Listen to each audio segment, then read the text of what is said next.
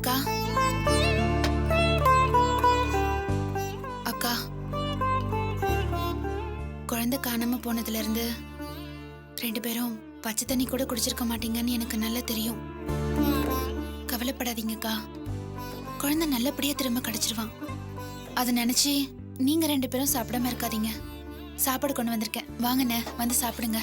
இல்ல பானு, சாப்பாடு வேணாம், எடுத்துட்டு போ. இல்லக்கா, அப்படிலாம் சொல்லாதீங்க. நான் தான் சொல்றேன்ல, நிச்சயம் இளமாறன் நல்லபடியா திரும்ப கிடைச்சிருவான். 2 பேரும் சாப்பிடுங்க. ஹலோ, என்ன குழந்தைய பத்தின கவலை உனக்கு கொஞ்சம் கூட இல்ல போல இருக்கு. சோறு தண்ணி கூட இல்லாம இருக்கும்.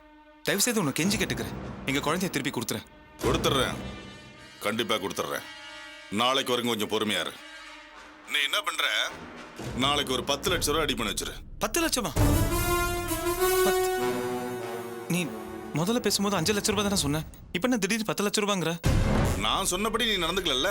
போலீஸ் மோப்பம் பிடிச்சு உன்னை ஃபாலோ பண்ணிச்சுல்ல, அதுக்கு பனிஷ்மெண்டா தான் இன்னும் ஒரு 5 லட்சம் ரூபாய் கேட்கறேன். சரி, எனக்கு பணம் முக்கியம் இல்ல. நான் 10 லட்சம் ரூபாய் ரெடி பண்றேன். நீ தயவு செய்து குழந்தைய என்கிட்ட திருப்பி கொடுத்துறேன். பொறுமை பொறுமை. நீ 10 லட்சத்தை ரெடி பண்ணிக்க. அதை எங்க எப்படி தரணுங்கிறத நாளை காலைல உனக்கு ஃபோன் பண்ணி சொல்றேன். அப்ப நிச்சயமா குழந்தைய நாளைக்கு கொடுத்துருவல்ல? கண்டிப்பா கொடுத்துருவேன். ஆனா ஒண்ணு, எங்கேயாவது போலீஸ் தலை தின்பட்டது, குழந்தை தலை துண்டாயிடும். ஜாக்கிரதை.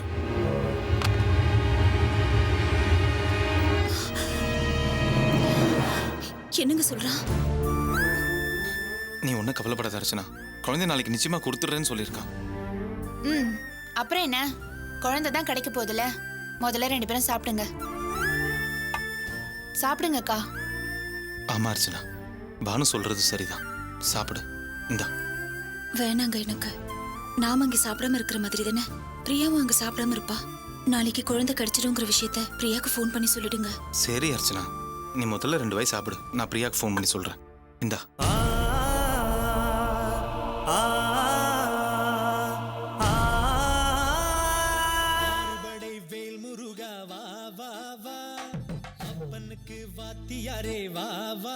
என்னங்க?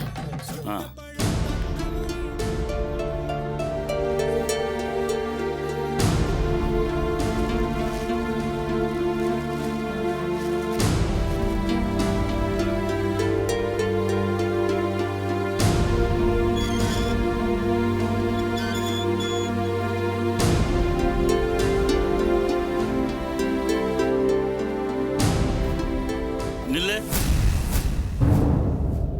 நீ எப்போ வீட்டை விட்டு வெளியே போன? மணி என்னாச்சு? இருட்டி இவ்வளோ நேரம் பொறுத்து வர? உன் மனசுல நீ என்னதான் நினைச்சிட்டு இருக்க? உங்க வீட்டில் இப்படிதான் சொல்லி கொடுத்து வளர்த்துருக்காங்களா? இந்த குடும்பத்து பொண்ணுங்க எப்படி நடந்துக்கணும்னு சொல்லியிருக்கனா இல்லையா? அதெல்லாம் மறந்துட்டியா?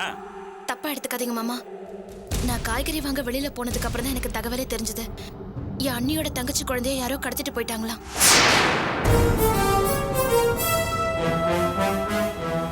என்னம்மா சொல்ற? குழந்தைய கடத்திட்டு போயிட்டாங்களா? ஆமா அத்தை.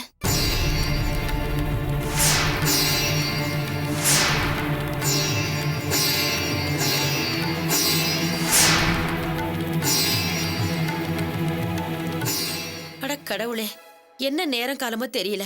ஏன் இப்படி உங்க அண்ணனுக்கு பிரச்சனை மேல பிரச்சனை வருதுன்னு தெரியலையே. எல்லாத்துக்கும் மனசு தான் காரணம். நல்ல மனசு வேணும். சும்மாவா சொன்னாங்க எண்ணம் போல் வாழ்வுன்னு? அப்ப நம்ம குடும்பத்துல கூட தான் பிரச்சனைக்கு மேல பிரச்சனை இருக்கு.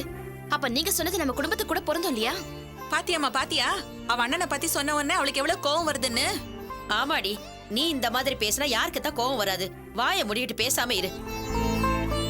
ராணி, அவளுக்கு வம்பு இழுக்கிறத தவிர வேற வேலையே இல்ல. நீ வா, சமைக்கிற வேலையை பாப்போம்.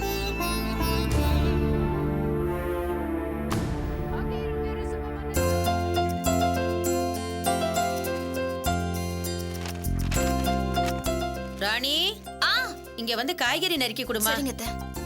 வாங்க மாப்ள, டீ போட்டு கொண்டு வரட்டுமா? நானே தம் புடிச்சு தம் டீ வித்துட்டு வரேன், எனக்கே டீயா?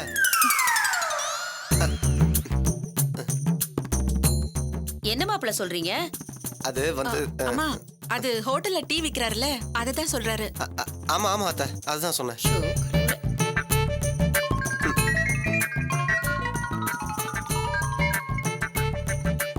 ஹலோ ஹலோ ராணியா, நான் வினோத் பேசுறேம்மா.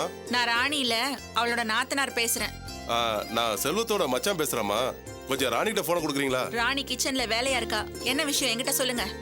இல்லம்மா, ஒரு முக்கியமான விஷயம். ராணிகிட்ட தான் பேசணும். கொஞ்சம் ராணிகிட்ட போனை கொடுங்களேன் ப்ளீஸ். ராணி, உனக்கு தான் போனு. உன் அண்ணனோட மச்சான் பேசுறாராம். உங்ககிட்ட ஏதோ பர்சனலா பேசணுமா. இந்தா புடி. ஹலோ. மாமா சொல்லுங்க மாமா, நான் ராணி தான் பேசுறேன். ராணி, உன் வேலை விஷயமா எங்க எம்டி கிட்ட பேசினமா. அந்த போஸ்டிங் தேவையான குவாலிஃபிகேஷன் ஒன்று இருந்தா ரெக்கமெண்ட் இல்லாம வேலை கொடுத்துறா சொன்னாரு. அதனால நாளைக்கு காலைல 10 மணிக்கு ஆபீஸ்க்கு வந்து அந்த இன்டர்வியூல சக்சஸ் பண்ணிருமா. சரிங்க மாமா, வந்துடுறேன். ஏய், உன் அண்ணியோட அண்ணன் உங்ககிட்ட ஏதோ பர்சனலா பேசணும்னு சொல்றாரு. அப்படின்னு உங்க 2 பேருக்குள்ள சம்பந்தம். தப்பா பேசாதீங்க.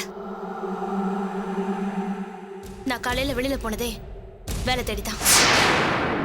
வேலை தேடி போனியா? ஆமா. இப்ப நம்ம குடும்பம் இருக்க நிலைமையில ஏதாவது வேலைக்கு போய் 4 காசு சம்பாரிச்சாதான் குடும்பத்தை காப்பாத்த முடியும்னு வேலை தேடி போனேன். போன இடத்துல அப்பதான் வினோத் மாமாவை பார்த்தேன்.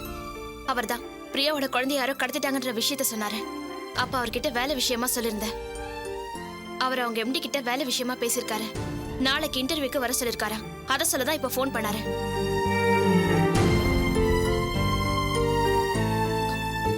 மாமா, ஆகாஷ், நாளைக்கு நான் இன்டர்வியூ போறதுக்கு உங்க 2 பேரோட பெர்மிஷன் வேணும். என்ன திமிரா உனக்கு? இந்த குடும்பத்துல இருக்க பொண்ணுங்க இஷ்டத்துக்கு வெளியே போக கூடாதுன்னு சொல்லிட்டு இருக்கவன் நானு. நீ என்னடானா வேலைக்கு போகணும்னு இன்டர்வியூ ஏற்பாடு பண்ணிட்டு என்கிட்ட வந்து பர்மிஷன் கேக்குறியா? மாமா கோவப்படாதீங்க, கொஞ்சம் பொறுமையா யோசிங்க. ஆகாஷ்க்கும் வேலை இல்ல, சர்டிபிகேட்ஸும் மிஸ் ஆயி போச்சு. உங்க உடம்பு இருக்க நிலைமையில உங்களால வருமானம் கொண்டு வர முடியாது. வருமானம் இல்லாம குடும்ப செலவை எப்படி மாமா சமாளிக்கிறது? இந்த சூழ்நிலையில கூட நான் வேலைக்கு போறதுல என்ன மாமா தப்பு? ஆமாங்க, ராணி சொல்றது நியாயம் தானே. வருமானம் இல்லாம எப்படி குடும்பத்தை நடத்த முடியும்? அதுக்காக பொம்பளைங்க சம்பாத்தியத்துல ஆம்பளைங்க உட்காந்து சாப்பிடணுமா? என்ன மானக்கேடோ. நீங்க ஏன் மாமா அப்படி ஃபீல் பண்றீங்க? இந்த காலத்துல ஆம்பளை பொம்பளை எல்லாம் சமம். சட்டங்கள் ஆள்வதும் பட்டங்கள் விடுவதும் திட்டங்கள். உளராத, வரலன்னா விடு. பாரதியார் சொல்லியிருக்காருமா. அதெல்லாம் நம்ம குடும்பத்துக்கு ஒத்து வராது.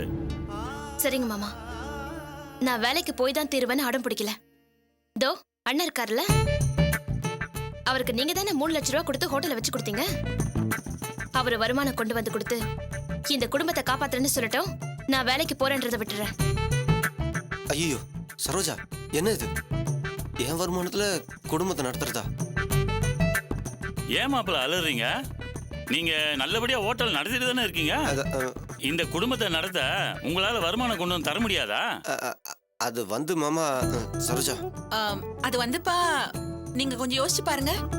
ஊர் உலகத்துல ஒரு மருமக மாமனார் வீட்டுல உட்கார்ந்து வீட்டோட மாப்பிள்ளைய சாப்பிடலாம், யாரும் எதுவும் சொல்ல மாட்டாங்க. ஆனா ஒரு மாப்பிள்ளை சம்பாதிச்சு கொடுத்து மாமனார் குடும்பம் நடத்துறாருன்னா அப்ப தப்பா பேச மாட்டாங்களா? அதான் அவர் யோசிக்கிறாரு.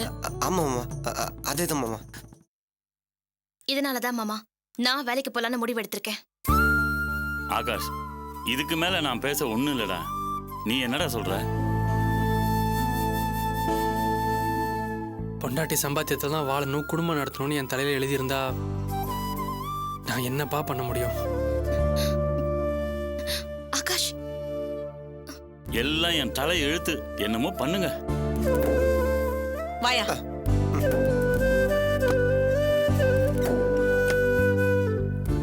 ராணி, உன் மாமாவையும் ஆகாஷையும் மெல்ல நான் சமாதானப்படுத்திக்கிறேன். நம்ம குடும்ப சூழ்நிலையை தெரிஞ்சுக்கிட்டு வேலைக்கு போய் நம்ம குடும்பத்தை காப்பாத்தணும்னு நினைச்ச பாரு, உன் நல்ல மனசுக்கு எல்லாம் நல்லபடியே நடக்கும். கவலைப்படாதம்மா.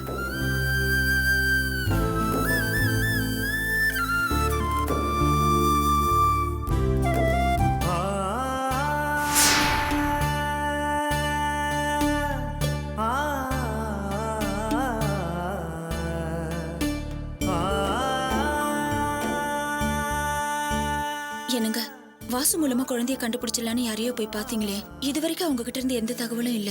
எதுக்கும் அவங்களுக்கு ஒரு ஃபோன் பண்ணி கேளுங்க. அர்ச்சனா, அவங்கெல்லாம் வாசுவோட ஃப்ரெண்ட்ஸுங்க. அவங்களுக்கு போய் ஃபோன் பண்ணி வேணா ஒண்ணு பண்ணலாம். வாசுக்கே ஃபோன் பண்ணி பார்ப்போம்.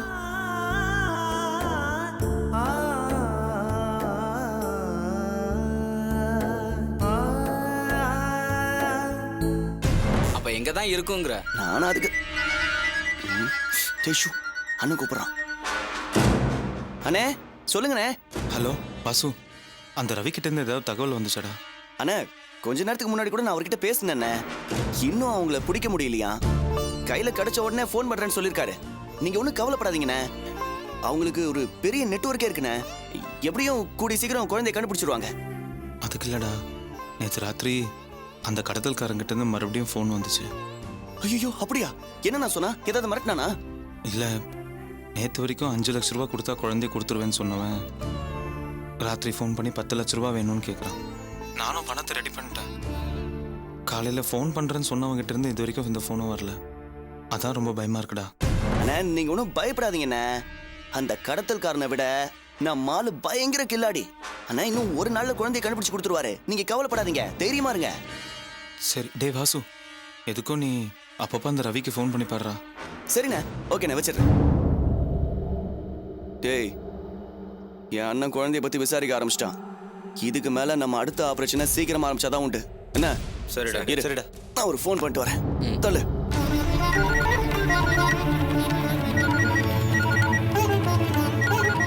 பிசிஓ நம்பரா இருக்கு. கண்டிப்பா அவனா தான் இருக்கும்னு நினைக்கிறேன். ஹலோ, என்ன 10 லட்ச ரூபா ரெடியா இருக்கா? நீ சொன்ன மாதிரி 10 லட்ச ரூபாய் பணத்தை நான் ரெடி பண்ணிட்டேன். எங்க வரணும் சொல்லு, குழந்தைய திருப்பி கொடுத்துறேன். அவசரப்படாத. உங்ககிட்ட பணம் ரெடியா இருக்கான்னு தெரிஞ்சுக்க தான் ஃபோன் பண்ணேன். பொறுமையா இரு. நான் தான் பணம் ரெடியா இருக்குன்னு சொல்றேன்ல, அப்புறம் எதுக்கு தள்ளி போடணும்? இப்பவே நான் வரேனே. நீ சொல்ற நேரத்துக்குலாம் என்னால வர முடியாது. நான் ஃபோன் பண்றேன், அப்ப நீ வந்தா போதும். வை. ஹலோ ஹலோ, என்னங்க சொல்றான்? என்ன மறுபடியும் ஃபோன் பண்றேன்னு தான் சொன்னான். குழந்தை கண்டிப்பா கிடைச்சிருவான்ல? ஐயோ, நீ கவலைப்படாத அர்ச்சனா, குழந்தை கண்டிப்பா கிடைச்சிருவான். நீ தைரியமா இரு.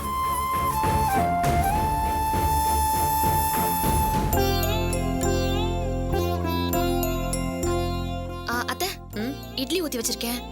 அதுக்கப்புறம் சட்னி அரைச்சு வச்சிருக்கேன், அதை தாளிச்சிருங்க.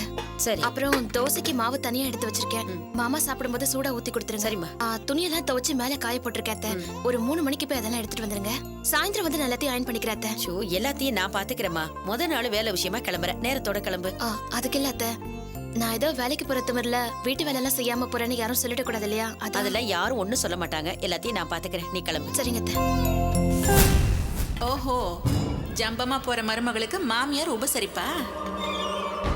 ஏய் ஏய் ராணி, உன்னதான்.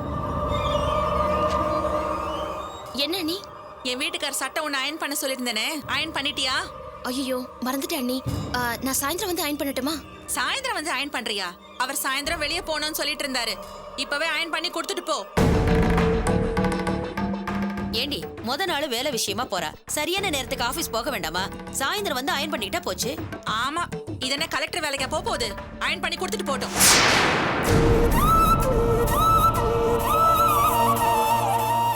என்னடி பார்வை, வந்து அயன் பண்ணி கொடுத்துட்டு போ.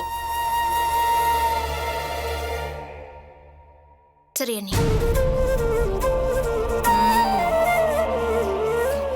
அண்ணி, எந்த சட்டை அண்ணி? கொஞ்சம் வந்து எடுத்து கொடுக்குறீங்களா? வா, இவ ஒருத்தி.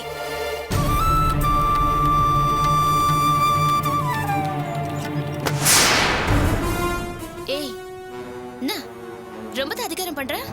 டீ கடையில டீ ஆத்துற உன் புருஷனுக்கு நான் சட்டை அயன் பண்ணி கொடுக்கணுமா? உன் வண்டவாளத்தை தண்டவாளத்துல ஏத்துறதுக்கு எனக்கு 1 நிமிஷம் ஆகாது. ஒழுங்கா அடங்கிரு, இல்ல அடக்கிடுவேன். ராணி, இந்த வர அத்தை.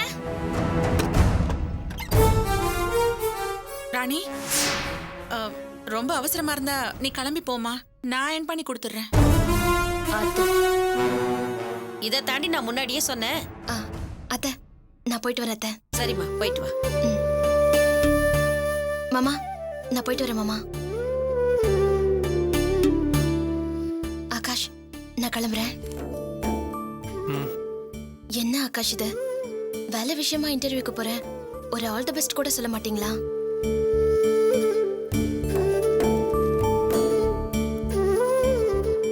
இந்த வீட்டில் ஒன்னாதான் சில பேர் ராசி கட்டவன் சொல்லுவாங்க. ஆனா இப்பதான் தெரிஞ்சுக்கிட்டேன், உண்மையிலே ராசி கட்டவன் நான் தான், ஆகாஷ். நீ இல்ல. ஐயோ, அதனால என்ன? இந்த ராசி கட்டவன் ப்ளஸ் பண்ணா படிக்காது. நீ போயிட்டு வா.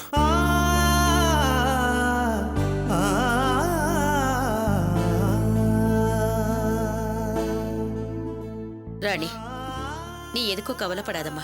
உன் மனசுக்கு எல்லாமே நல்லதாவே நடக்கும். நீ போயிட்டு வா. பாருங்க அத்தை.